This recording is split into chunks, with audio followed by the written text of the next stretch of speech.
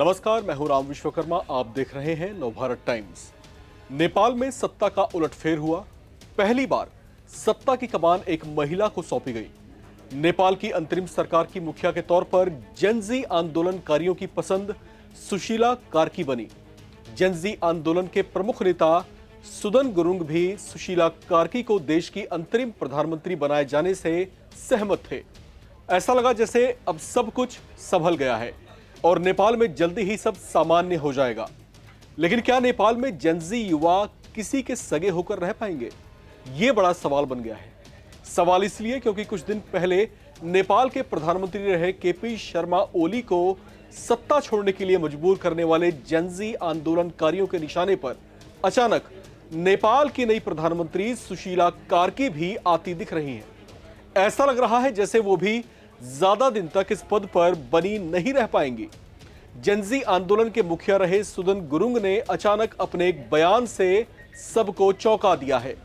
उन्होंने सीधे सीधे कह दिया है कि जिन्हें मैं प्रधानमंत्री की कुर्सी पर बैठाकर आया हूं, उन्हें बाहर करने में मुझे ज्यादा समय नहीं लगेगा।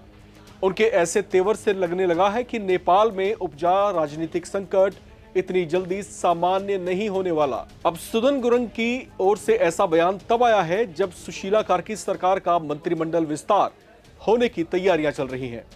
सुदन गुरुंग की नाराजगी की वजह जो बताई जा रही है वो ये है कि गुरुंग चाहते थे कि पीएम कार्की जेनजी आंदोलन में मारे गए युवाओं के परिजनों से व्यक्तिगत तौर से मुलाकात करें।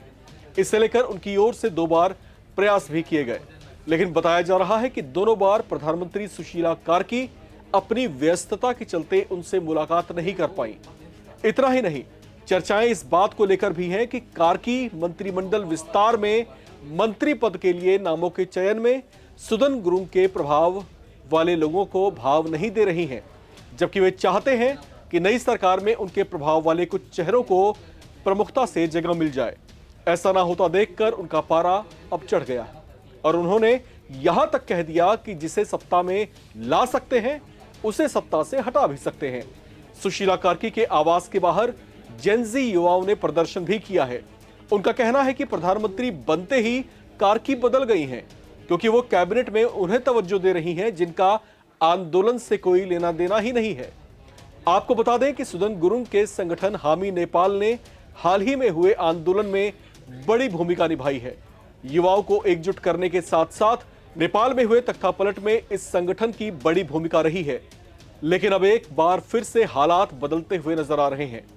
सुदन गुरुंग अब सुशीला कार्की से नाराज दिख रहे हैं। हालांकि गुरुंग की ऐसी नाराजगी के बीच प्रधानमंत्री बनते ही सुशीला कार्की ने कुछ बड़ी घोषणाएं की थी। उन्होंने जेनजी आंदोलन में मारे गए युवाओं को शहीद का दर्जा दिए जाने की घोषणा की थी। इसके साथ साथ मृतकों के आश्रितों को भी 10-10 लाख रुपए मुआवजे का ऐलान किया था। स्थानीय मीडिया रिपोर्ट्स के मुताबिक नेपाल में हुए विरोध प्रदर्शनों में 72 लोगों ने जानें गंवाई हैं, जिनमें 59 प्रदर्शनकारी, 10 कैदी और 3 पुलिस के अधिकारी भी शामिल हैं, जिनके परिजनों के लिए सरकार और भी कई तरह से राहत देने पर विचार कर रही है। हालांकि इतना कुछ होने के बावजूद हामी नेपाल संगठन के प्रमुख सुदन गुरुंग संतुष्ट नहीं दिखाई दे रहे। चर्चाएं इस बात को लेकर भी हैं कि गुरुंग की नई सरकार की मुखिया सुशीला कार्की से और बड़ी अपेक्षाएं जुड़ी हैं। कहा जा रहा है कि वो कार्की सरकार को अपने इशारे पर चलाना चाहती हैं।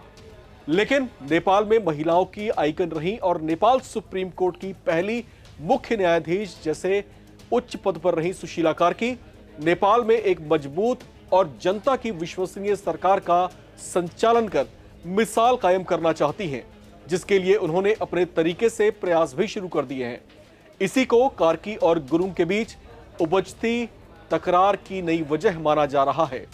अब इन तमाम तरह की चर्चाओं के बीच एक नई चर्चा ये उठ खड़ी हुई है कि क्या नेपाल में सब कुछ सामान्य नहीं हुआ है? क्या सुशीला कार्की ज्यादा दिन तक इस पद पर नहीं बनी रह पाएंगी? क्या एक बार फिर से नेपाल की जनता सत्ता में होता हुआ उलटफेर देखेगी? बहरहाल तमाम गतिविधियों पर हमारी बारीकी से और पैनी नजर बनी रहेगी। आपके बीच अपडेट्स लेकर मैं हाजिर होता रहूंगा। देखते रहें, बने रहें नवभारत टाइम्स।